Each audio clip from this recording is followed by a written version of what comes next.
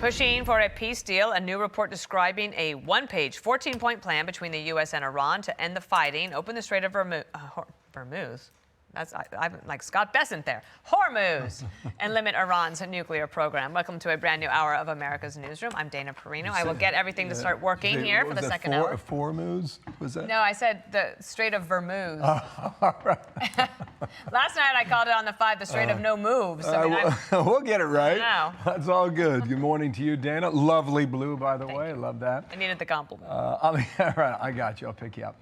I'm Bill Hemmer. Good morning at home. Axios revealing details of the memo reporting the U.S. expects a response within 48 hours. So here we go now.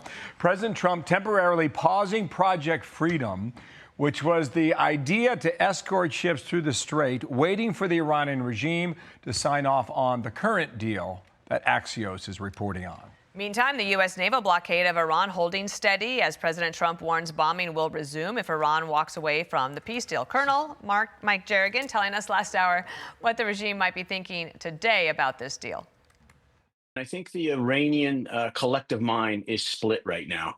I think you have the IRGC that is furiously trying to remain control because it's the military arm and the oppressive arm against its own people. But also, I think the guys that really have the degrees in economics and understand that they're going to have to pay for all these factories and bridges and things that have been destroyed. Okay, now Lucas Tomlinson reports from Dubai, where there's been a lot of movement, 24 hours. Where are we at this hour? Lucas, hello. Well, Bill, good morning. President Trump pausing Project Freedom about 48 hours after he first announced it, saying he thinks Iran could be close to a deal. Posting on X, quote, Truth Social, assuming Iran agrees to give what has been agreed to, which is perhaps a big assumption, the already legendary Epic Fury will be at an end, and the highly effective blockade will allow the Strait of Hormuz to be open to all, including Iran. If they don't agree, the bombing starts, and it will be, sadly, at a much higher level and intensity than it was before. Now, yesterday at the White House, Secretary of State Marco Rubio appeared to suggest major combat operations have ended. Operation Epic Fury is concluded. We achieved the objectives of that operation. I'm not going to, we're not cheering for an additional situation to occur. We would prefer the path of peace.